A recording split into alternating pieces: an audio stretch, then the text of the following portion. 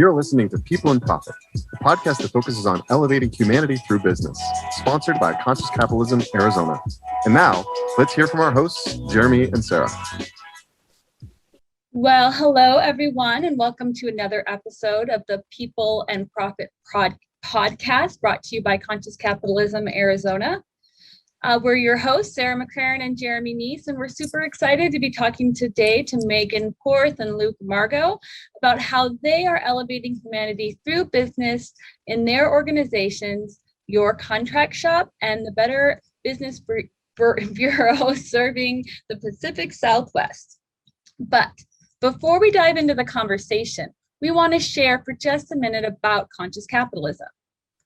Free enterprise capitalism has served to lift more people out of poverty than any other socioeconomic system ever conceived, empowering social cooperation, human progress, and elevating humanity. Good business is the answer to many of the global business issues mankind is facing, and that is what we'll dive into on this show. Now, conscious capitalism is a global movement with over 30 chapters across the world, and we are on a mission to recapture the truth that good business is about doing good for all stakeholders, creating a higher purpose for your organization that can benefit everyone. Our Arizona chapter is focused on highlighting the amazing businesses and leaders in our state who are pursuing a higher purpose and consciously creating value for all. If you want to find out more about conscious capitalism and the Arizona chapter, visit ccarizona.org. So on that note, let's jump into our conversation with Megan and Luke. Jeremy, tell us a little bit more about our guests. Well, I will be happy to do so. Thank you for that introduction, Sarah. Thanks for everybody for investing time in this conversation today. Again, we welcome Megan Porth, who is the founder and managing attorney with Your Contract Shop. Hello, Megan. Thanks for joining us. Thank you for having me, y'all. Our pleasure. I promise you that. And our other co-joiner is Luke Amargo. He's the Entrepreneur Program Manager at the Better Business Bureau. Luke, thank you for joining us. Glad to be here, folks. So I would be misleading us if I didn't say I'm excited about every conversation, but this one has some highlights that I'm looking forward to, in the fact that you both have a history and opportunity to be leading conscious organizations with your own right, but you also have a vantage point to many other businesses and the journeys that they're on. And so I think your perspectives that you're both going to share with us today are going to be so welcomed. And we're going to spend plenty of time talking about your organizations and your roles within them and what you're bringing to market. But if we could just start at the starting line, if you will, and help everybody kind of get an understanding of what your background is and how you have sort of arrived to this point in your career. Megan, we'll start with you. Would you like to share your story with us, please? Yeah, definitely. My favorite topic is talking about myself. So this is a great place you for have us a whole to start hour right to do that. Oh, thank goodness. Oh, thank you. So, it's really funny because when it comes to kind of entrepreneurship and conscious capitalism and all those different things, I feel like, to be honest with you, it kind of started with birth. And I know that sounds really silly. It's, oh, really? You were born into this concept of consciousness and entrepreneurship. And I kind of was, actually. I was really, really lucky because I grew up in a small town, and I grew up in a small town filled with my family. And I grew up in a small town filled with my family who owned all of the businesses, right? Not all of them, but they all owned businesses. Everybody did. So this concept of the good that business can do really was inherent. And in fact, it took me going to college. It took me moving into a big city away from my family members to really understand that business had this kind of stigma. I thought, well, don't they know that they are what's propping up these soccer? All of my soccer teams were sponsored by my family members, right? Like, do these people not know that sometimes, for instance, I have families' businesses that have bailed out things like the Chamber of Commerce when they were out of money? I mean, all of these huge fundraisers, and I mean, the tentacles in which they can have this positive impact I mean, it's really, it's not limited. So it was really funny to kind of move from this small town, which is, you guys probably know it. It's Lake Havasu City, Arizona. It's a small town where there's a ton of businesses there, to move out to Phoenix where entrepreneurship was villainized. I thought, okay, there's a disconnect here, right? There's something that's kind of missing. So when I moved to Phoenix, I actually didn't decide that I was going to be a lawyer then. My evolution kind of came out of actually being a lobbyist for the state and then running some statewide political campaigns. And I decided, I think practicing law is where I want to go. And I think I want to help small to medium-sized businesses. And when I was telling people this, it was really funny because people in my family who are all entrepreneurs, they don't go to college, they start businesses and they create jobs. We're going, why are you going to school for that long? And then my friends who were more on the kind of entrepreneur side or more on the kind of intellectual side were like, well, why are you going to be a lawyer? Everyone hates them. They're terrible, right? They have no value. They're bloodsuckers. That's what I mean. People would literally say that to me. Sometimes people I never even knew or met. So when I graduated from law school, and I kept kind of trying to tell them, no, there's so much good that can be done. And I thought I was alone in this concept, you guys. I thought I was the only person who felt that entrepreneurship was the path, right? Was the path. And then when I graduated from law school, someone gave me as a gift, the Conscious Capitalism book. And I said, oh, okay. Aha. Somebody else also believes this and they've made money believing this. So this gives me an avenue to kind of push this forward. So when I started my legal practice, initially when I started practicing, because I read Conscious Capitalism, I thought it was great, but you know what it's like when you first get into an industry. I thought, okay, I need to work for some people, which actually really helped me in kind of defining what I didn't want to do with my law practice. Specifically, I always tell my kids, I go, yeah, dating is to figure out what you don't want to do, right? You're not who you're looking for or what you're looking for, what you're not looking for. And I kind of feel the same way when you get into an industry and you kind of are learning the business. So when I first started practicing, I started watching all of these different elements of a legal business model. And our business model is extraordinarily antiquated. I know I don't need to tell you this. I know I don't need to tell the listeners this. It was developed so long ago, and we keep doing the same thing every year, by the way. And then because we're so highly regulated, it takes us extra long to kind of be innovative and creative in the way that we're practicing. So when I went through my legal business model, when I decided to form my own practice, I said, I'm not doing it the way that I was taught to do it. I'm going to go ahead and go through every single element of the legal business model, and I'm going to eliminate anything that isn't client and stakeholder driven. And that was how I came up with my firm is virtual and web-based. That's how I do flat rate billing. That's why all of my attorneys and paralegals that work with me on a contractor basis, because on average, what I can tell you, if you think working with a lawyer is difficult, being a lawyer is very miserable. It's miserable for a lot of people. They hate their lives. They're working these crazy hours, and they have to sustain the overhead, the really substantial overhead in a legal business model. And of course, it's people heavy.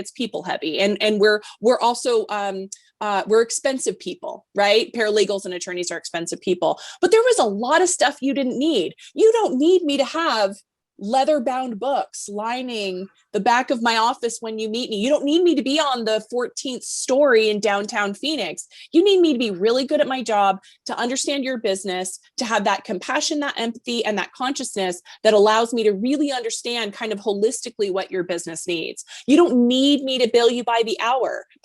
Actually, I apologize. It's not by the hour. It's the tenths of an hour. You don't want me to do that if you're a business owner. So all of these things kind of came to me as I had read Conscious Capitalism. I watched the impact that my family's businesses had on the community. And then I had this unique position of, like you said, Jeremy, earlier, wow, I really can actually help some of these small to medium-sized businesses, which is what my firm focuses on, in taking that, in empowering them, saying, I know that you got into this because you're either excellent at what you do, you want to make money, or you are allergic to bosses, right? It's one of those three things. But there also can be a higher purpose in which you elevate the business that will kind of get you through the muck right? Because there's a lot of muck we all have to do. I don't care what you're doing. Neurosurgeons have boring parts of their jobs too. We all have to get through the muck. So this higher purpose, which we've been telling businesses for quite some time, but was illuminated in the Conscious Capitalism book, that is the thing that will not only elevate you above your competitors, it's the long game, but it also gets you through, the worst client you've ever had. So Absolutely. For me, conscious capitalism, actually, when I say I was kind of born with it, I was a little bit, and it felt so intuitive. I thought, wait a second, not everybody is doing this. Oh gosh, I got to sing this from the rafters. I got to tell everybody I know that this is the way to elevate humanity. And especially for being a female entrepreneur, conscious capitalism is right in line with how I want to run a business anyway. So it really kind of all came together, which I think we find happens if you're keeping your eyes open and you're working toward things that you love and you're paying attention. I think you can find some of these bits that kind of are pulled out of there that really help define how you're going to run your business and how you want to live your life. Because there's no work-life balance, right? Like, this is my life. It's hard to put those boundaries up, right? Oh yeah.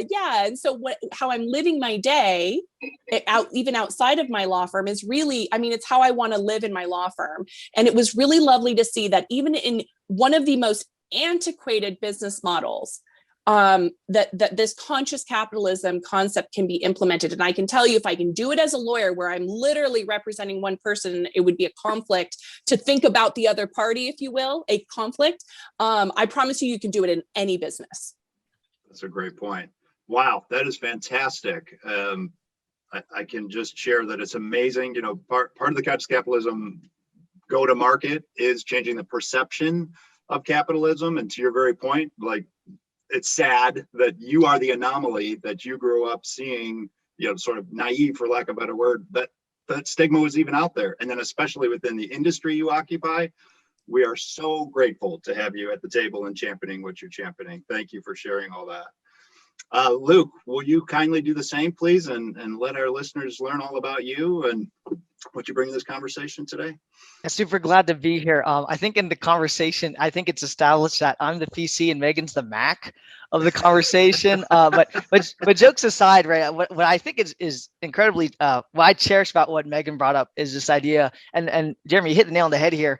When it comes to business, you got to challenge it, right? How can you make businesses seem apt for all stakeholders? And when you think about even lawyers, right? I have an amazing lawyer. He's one of our VEPs here at Better Business Bureau, serving the Pacific Southwest. But constantly challenging the lawyer trope is very difficult. So God bless you and your enterprise there. It is a holy crusade, and I'm cheering you on. One of the reasons why I didn't decide to do law is because I tend to trail off sometimes. But the biggest thing is the idea of trust, right? That's a big one. Okay, I'll try to keep this as brief as I can. But in 2008, I swore to myself I would never jump into business.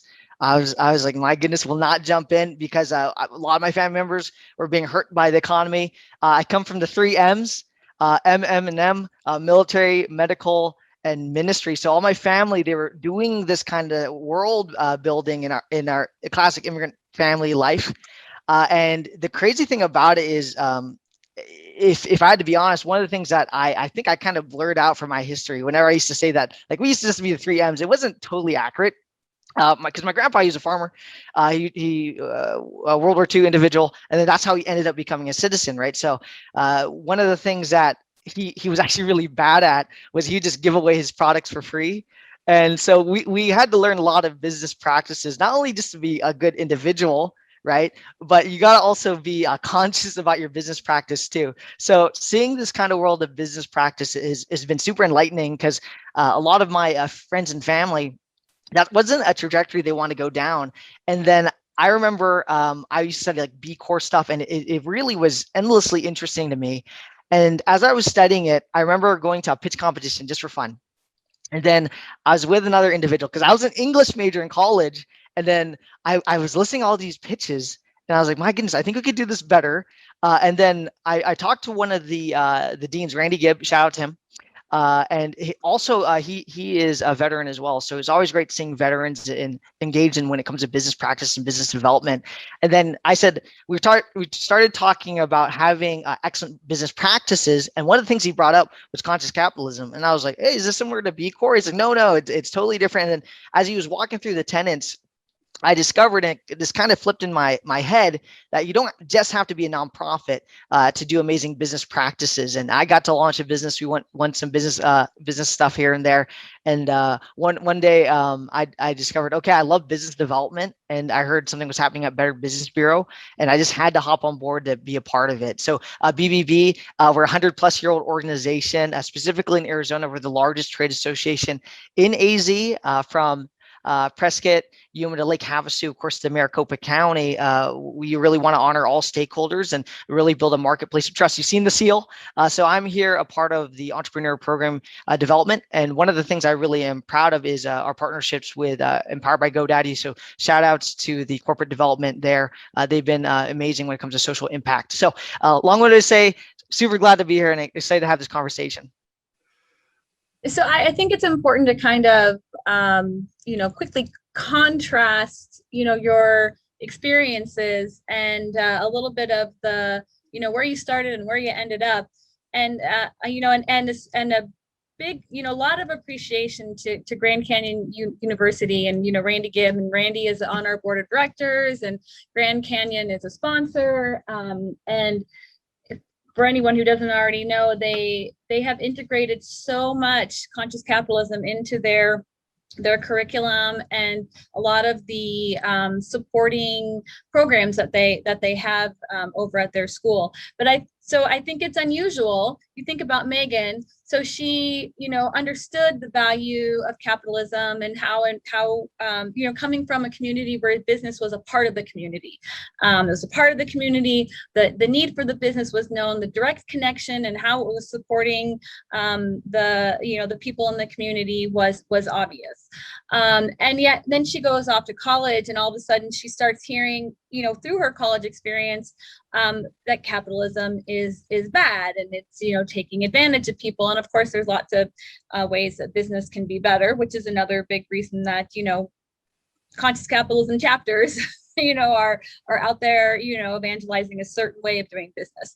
So then on the flip side, we have Luke, who goes to Grand Canyon University, and that's where he starts to change his view of capitalism through the college experience. And so I just think that was really interesting, and I wanted to just briefly kind of point out,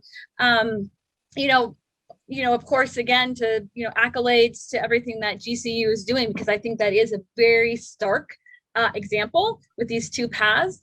And then ultimately, we're glad that you both ended up where you are, including, on this podcast right now.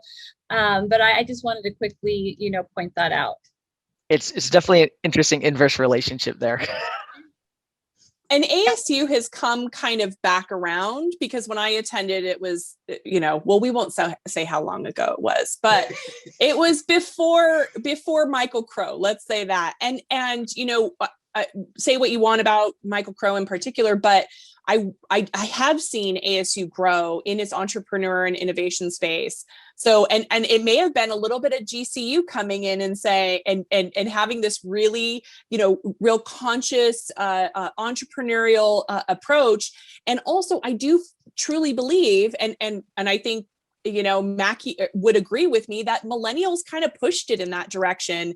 The baby boomers started out with this, okay, well, we can actually own businesses. We can go into enterprise. It's not, you are like my grandfather, where he worked for Metropolitan Water District for 45 years, then retired and left. It's, wow, you could actually start a business, have a couple of different careers. Well, I think the millennial generation then came in and said, yeah, you can have a career, you can own a business, but what else, right? What's more there? And I think that that's where GCU, like you were saying, it kind of embodies it. I am happy to see that ASU is kind of catching up a little bit and hopefully turning out some students who don't have this unnecessary negative stigma, because let's be honest, this is our system. This is where we're at right now. So why not, instead of constantly saying that the entire system works, why can't we just strive to make the system better and work for more people. And I think that the millennial generation in particular is really, really open to some of that consciousness. And I mean, that's when we were talking about, like Luke referenced, that's where benefit corporations came from.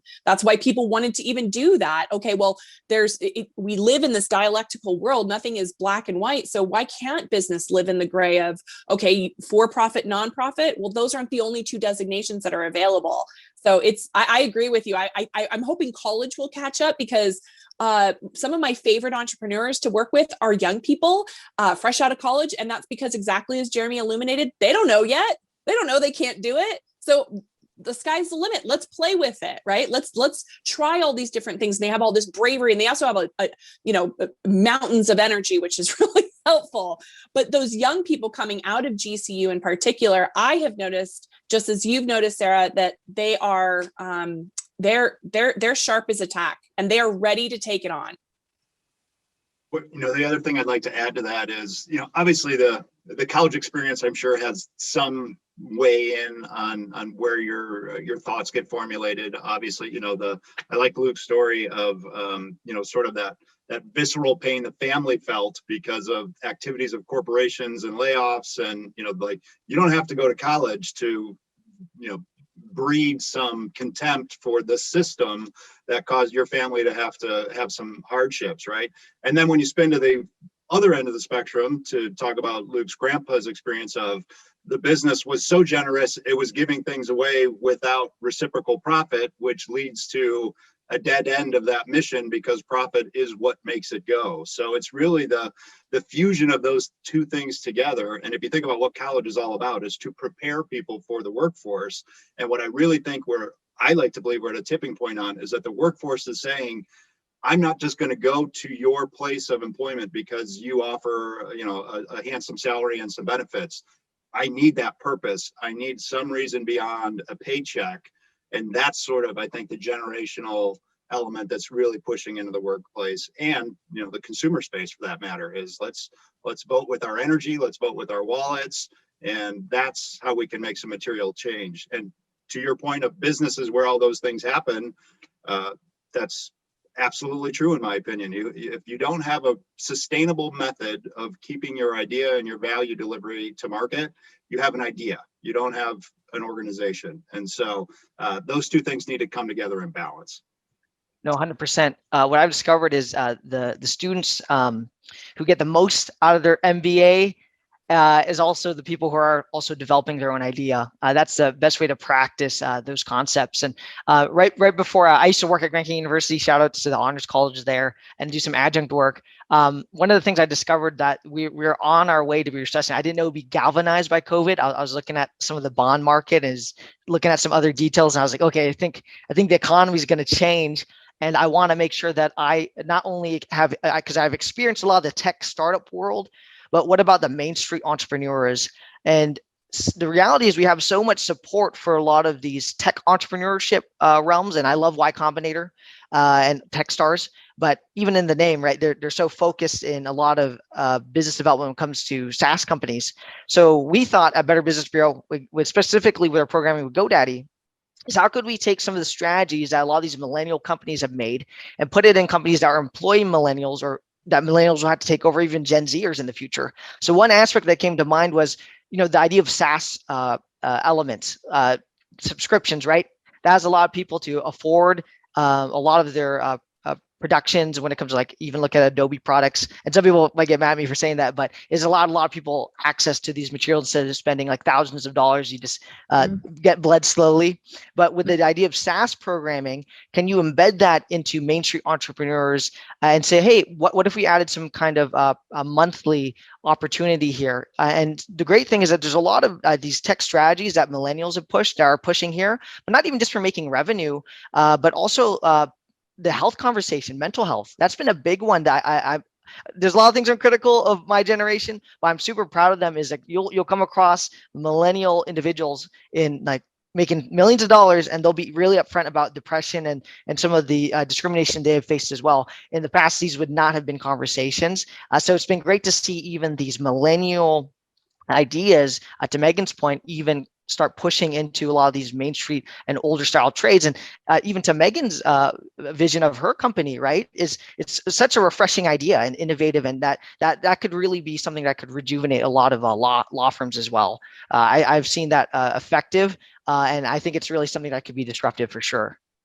So Luke, the idea of the GoDaddy funded program, and taking a lot of the SaaS and tech successful business models, but expanding it to other businesses, right? So you have any examples that you could give us? I mean, not to totally put you on the spot. And then I was thinking, Megan, after, if Luke can give us some examples, maybe then maybe there are some things that you've applied without obviously being a part of the program, but it might be a nice transition to see that also applies to some of what you've done differently. So Luke. Oh, for sure.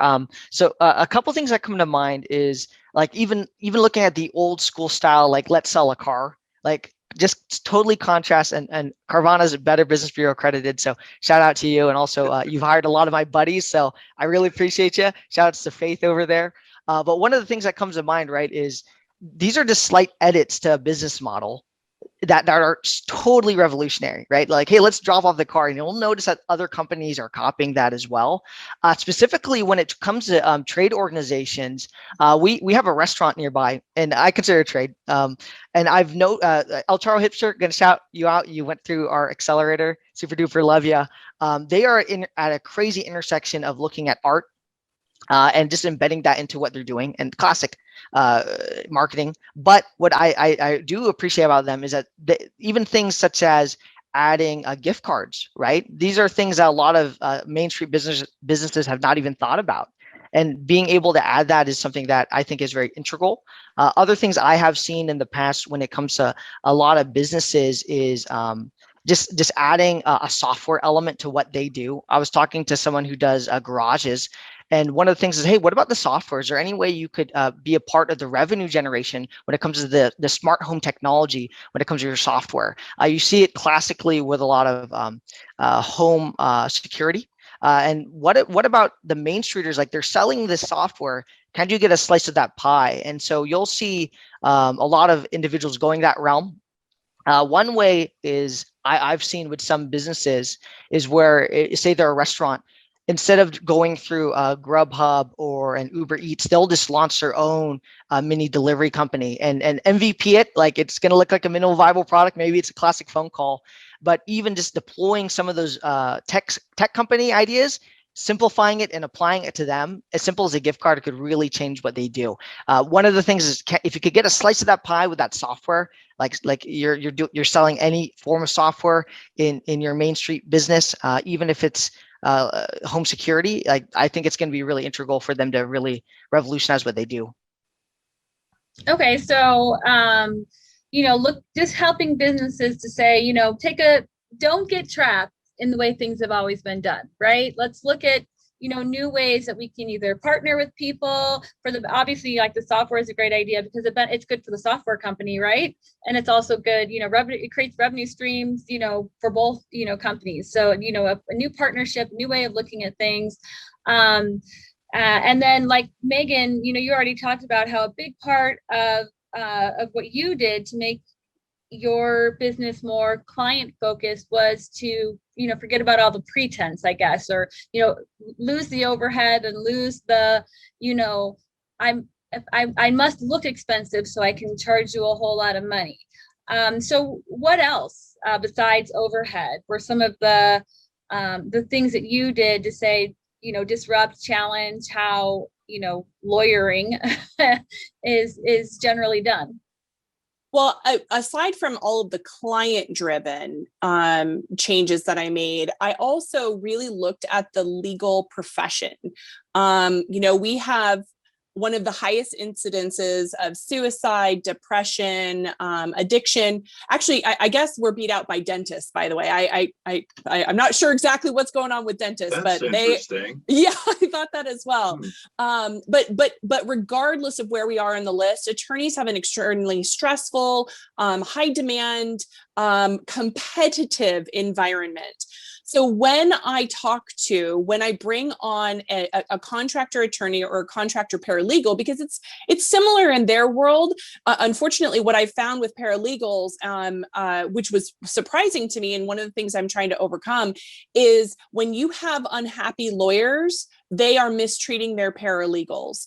And so you have a lot of unhappy paralegals as well. So one of the things that I did is I really talked to a lot of different individuals, attorneys and paralegals from all ends of the spectrum, attorneys that were on their way out, looking to retire, paralegals who had just entered paralegal school or were just getting ready to graduate. I wanted to talk to everybody to talk about what makes you happy. If you could design your job, you could design your position, what would it look like? Because they obviously loved what they were doing. That wasn't a question. Everyone I talked to at least started loving what they were doing. So they still wanted to do what they were doing, but it just, the structure in which they were existing wasn't working.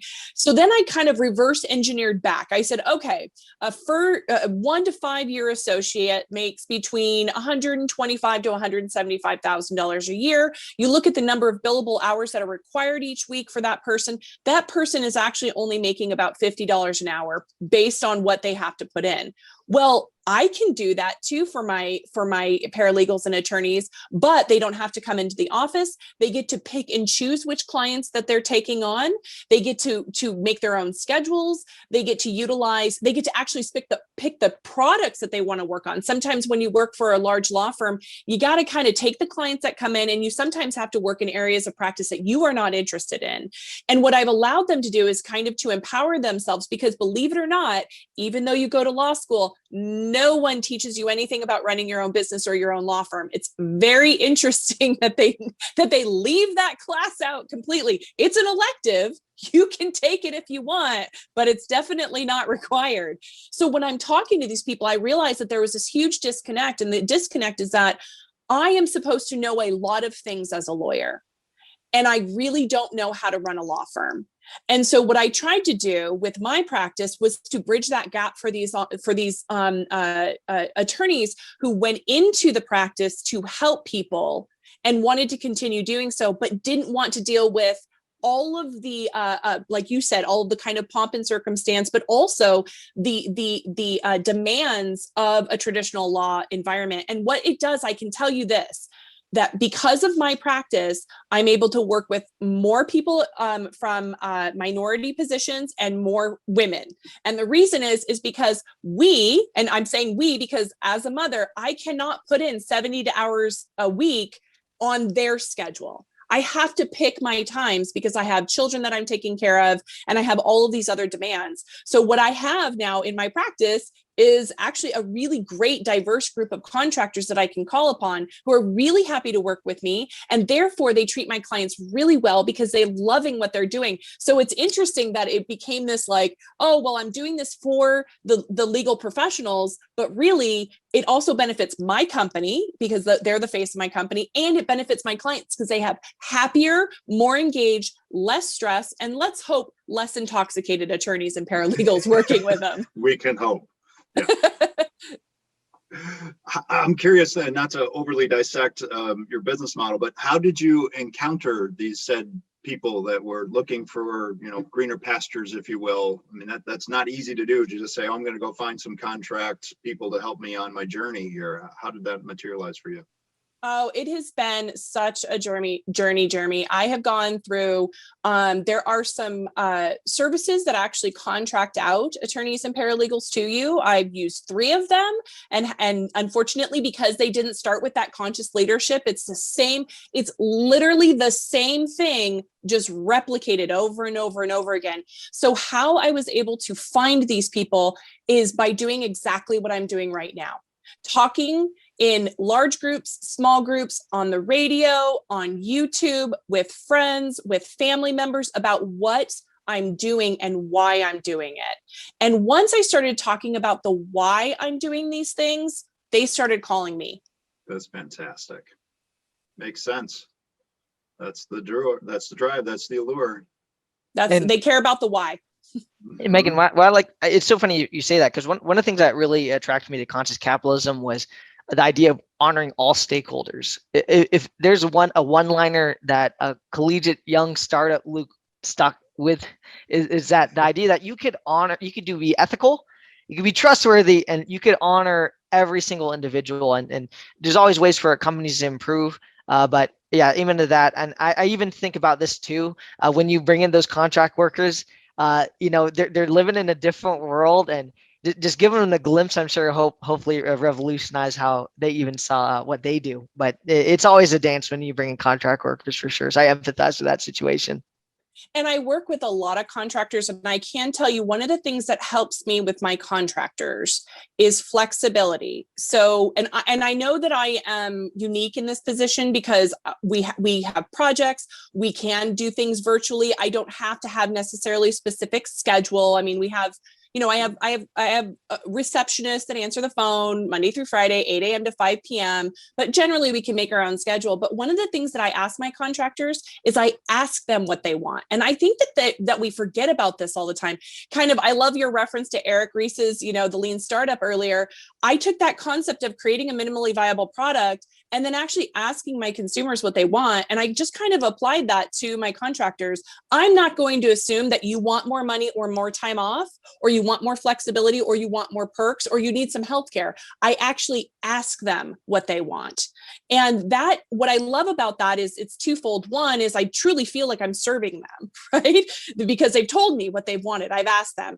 But the other reason is because I'm a huge advocate for negotiations. I feel like we are all empowered to do our own negotiations. And it's one of the ways that I feel like we as women can actually close that wealth gap is not only through entrepreneurship, but in engaging our really, really exceptional negotiation skills. So I'm almost kind of quasi teaching my contractors, tell me what you want, get real comfortable with it. I want to hear it all and don't edit, right? I tell them, don't edit.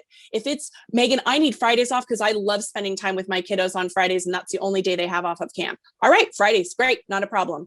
I don't want them to feel like that because it didn't fit within this kind of realm of what businesses have offered them in the past, that it's not available for them now. So I think asking and listening was a huge part of that, Luke, in particular. That makes perfect sense.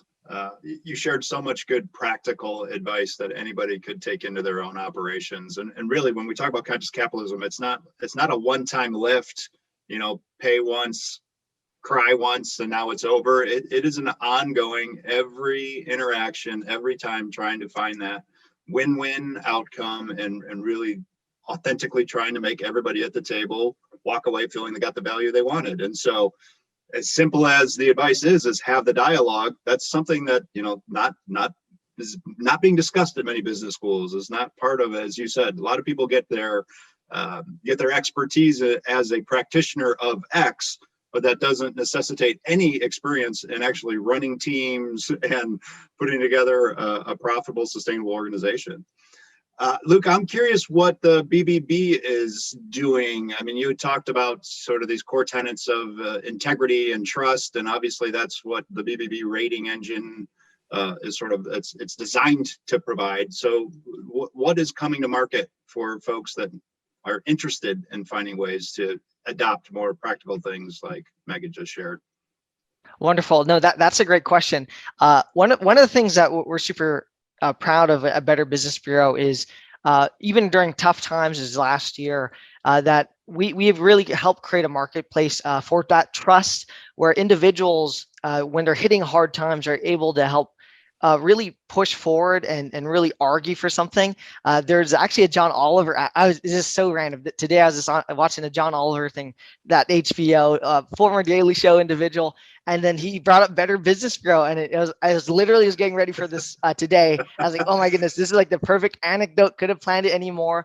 But he was literally talking about how there was no other recourse other than going to the Better Business Bureau. And this is something that we started. If you look at the history of Better Business Bureau, we are connected loosely with a major company. It's a huge anecdote, but I definitely recommend looking at our founding. But what we've done is really create a marketplace where individuals, consumers, verified individuals who've done business with businesses are able to yes, complain at times, but also critique these companies into doing better business. And that's what I'm really excited for is how we're leveraging technology. Before I joined BBB, there's this word that we've been throwing around kind of as a half joke about the word stodgy. And when you think BBB, right, I mean, we're 100 plus years old. There's some things that we do have to rejuvenate. But this is something that my CEO said, and it just really shocked me.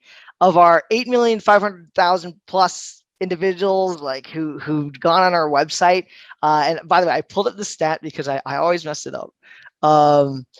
So a good 23% of the individuals who go on our website happen to be 25 to 34 years old, and a good 10% happen to be 18 to 24.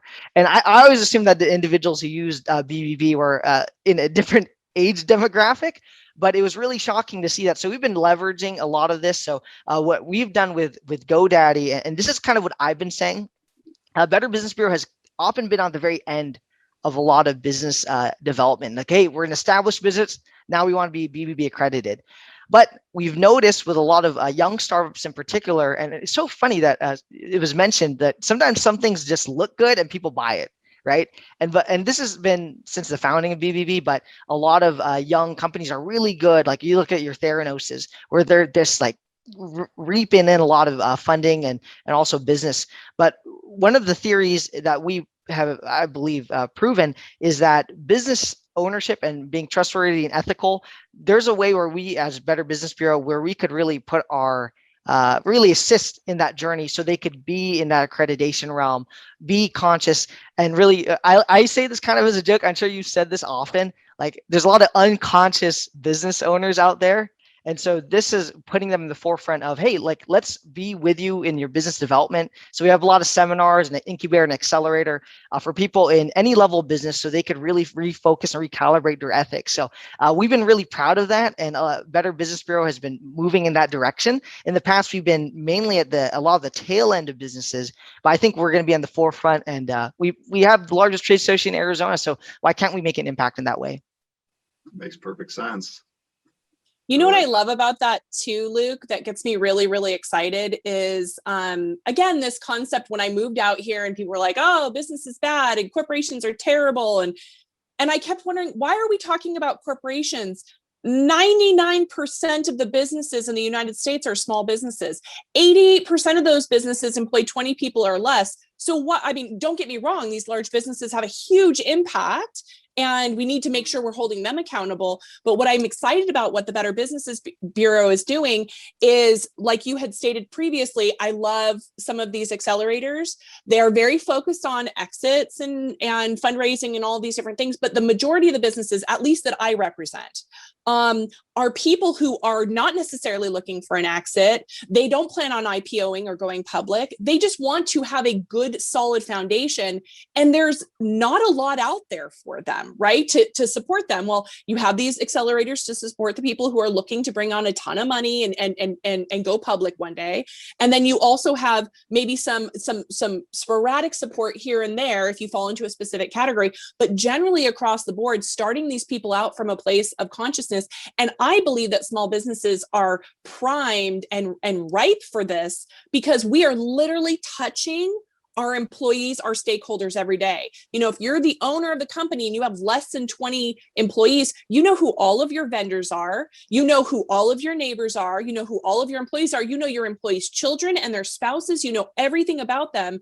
And this is where we can kind of take that. And I believe, Luke, by you guys doing this with the Better Business Bureau, you take these small businesses that are trying to compete with some of these big ones, and that's how they compete. That is how they do it. They take it from, yeah, we're smaller than maybe an Amazon or some of these other larger companies, but this is what you can't get at the Amazon. You can't get the fact that our people are really well taken care of. Every dollar you spend with us, you know that we're supporting the families that work for us, and we're supporting the reciprocal businesses that are also around us. We're all winning, and it trickles out. So that it's really exciting. I didn't even know about this program, so I'm definitely going to take note of it. No, thank you. That's something we are challenging, and what I've discovered, like Better Business Bureau and the Main Streeters we support in our trades, they're incredibly humble. Like to your point, Megan, like they just need to learn how to, hey, like literally, like this money that you spend goes to our family business, and this is what we do with the money.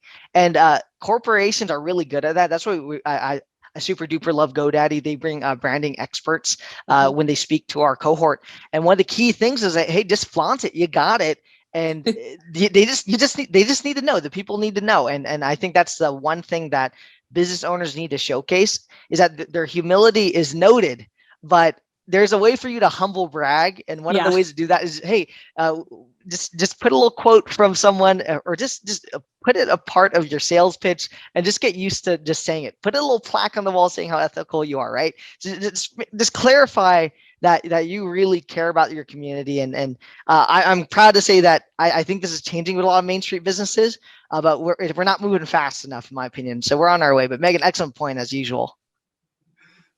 That was actually going to be my next question. So as we look at sort of the purpose for conscious capitalism is to change the practice and the perception, given you two are in the trenches and are watching the business ecosystem very closely and are providing services to these people, how do you think that the meter is trending? Are we seeing these things reflective in the organizations you do work with? You just said there's a lot more to be done, but understanding that's both under your roof and with the Main Street at large and what we can deliver. What's your perception? How do you think we're trending? Well, I mean, from a legal perspective and kind of advising my clients, I'm seeing a couple of things. I was seeing some trends prior to COVID. Some of those trends were, again, moving toward this more kind of conscious capitalism. And as much as we kind of like to tease Google about some of their practices, and there's definitely work that needs to be done in that organization, I think that they were really great in spearheading this. They were able to highlight the fact, and even actually some of these really high level video game companies. I have a couple of buddies who were recruited, and they make excellent money. They're treated very well. They have a lot of different perks that were specifically tailored to what their desires and their needs were, and they were able to employ and retain a number of these individuals who, quite frankly, were difficult to retain in previous positions. So they tapped into something like that. So I saw that happening prior to COVID.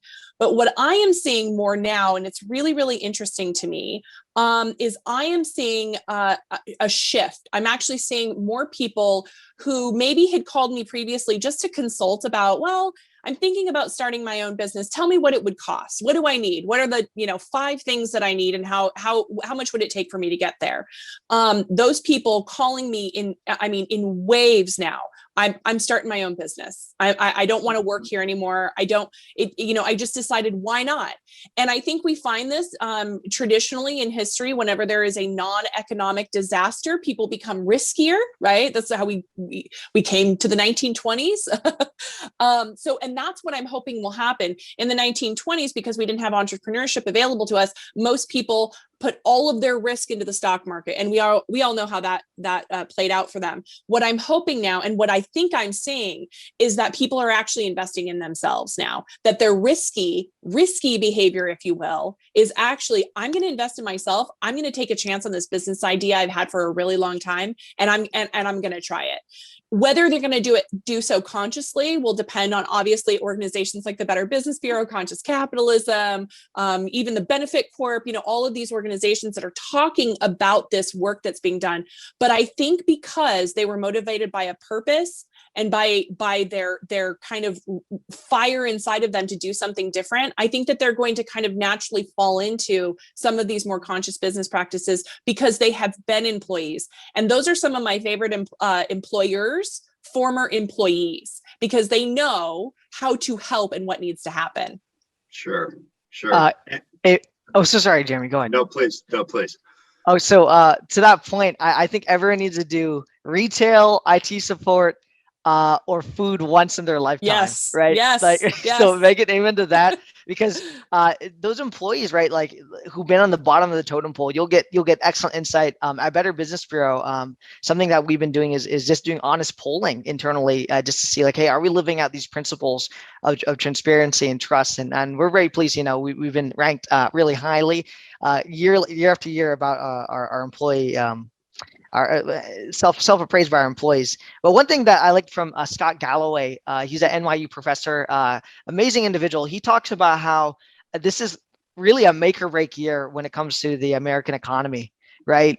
We are coming back from waves of conversation about social disparity from every level, from healthcare to racial demographics to gender, even how we treat each other when it comes to something as simple as mask wearing, right? It's been incredibly polarizing, even in an economic way, where a Main Street business has to politically declare where they stand when it comes to mask wearing, when inherently it shouldn't be.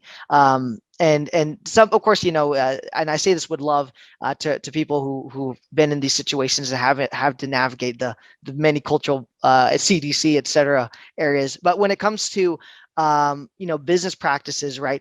I'll give you an example of a bad one. And I'm not going to call it the company, but there's this famous business magazine, and they started something dedicated to minorities. And I was super excited. I was following them.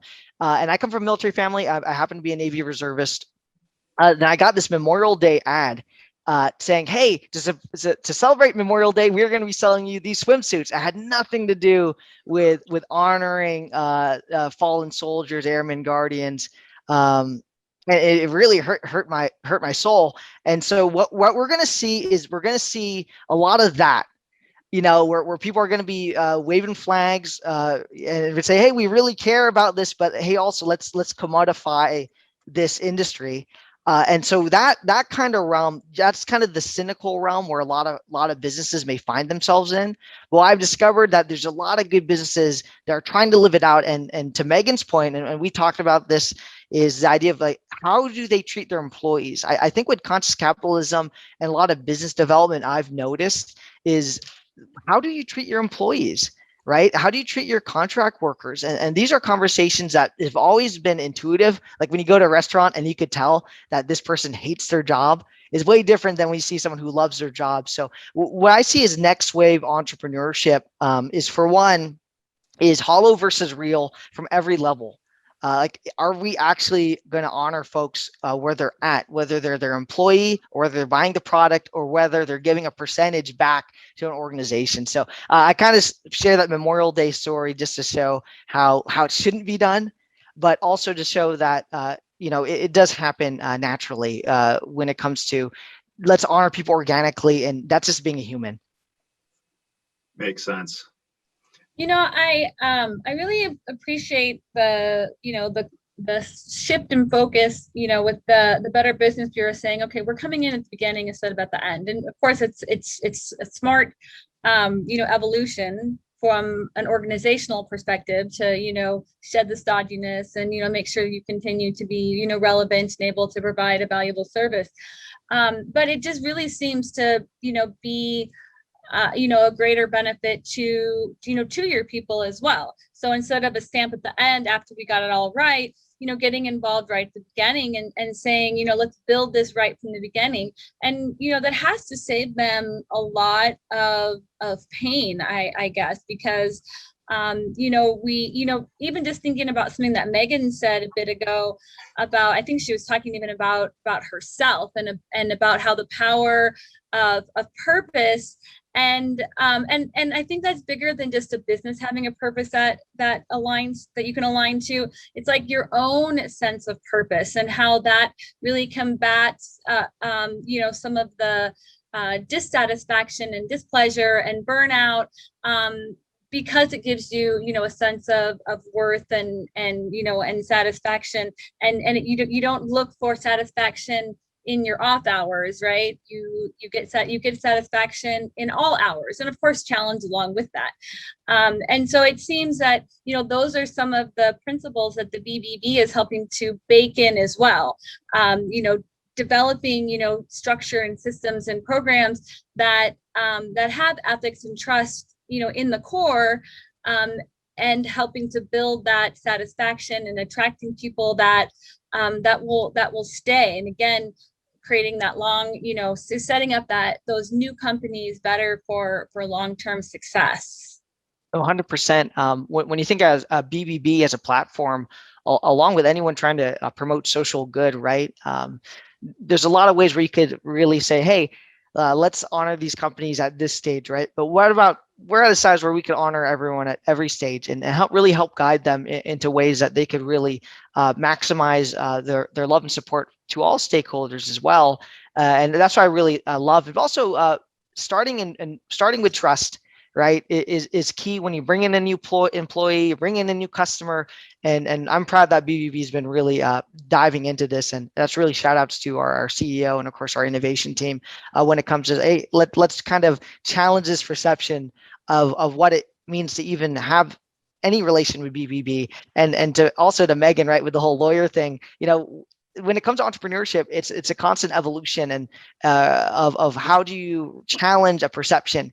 And this idea of disruption even happens internally, that entrepreneurship that people talk about. So I'm really excited for Ian to see how Megan revolutionizes the lawyer market. And nothing's more flattering than people copying you, right? So I'm sure, Megan, people have been mimicking you too. We've seen that with things revolving social good as well. But I'm really proud of conscious capitalism, specifically in Arizona, with the waves of entrepreneurs that I've got to be part of from the get-go, and also see now that I'm connected with a lot of Main Street businesses there. So Luke, are you going to help Megan with some software to, really, help, expand and grow her business? I mean, she can do a lot more and scale. Had some software, to help with some of those connections.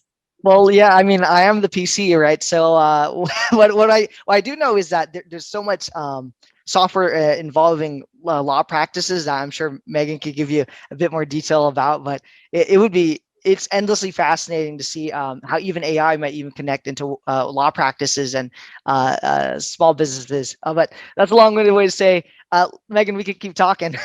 I'd love it, Luke. You call me. Well, to me, that's the real power of what's going on here. And as both of you are sharing your tales there just recently, it was striking me the fact that so Megan, as people are coming to you with the courage, and I'd like to believe that they're running to something new and better rather than from something that was just so uncomfortable that this was the lesser of the two evils.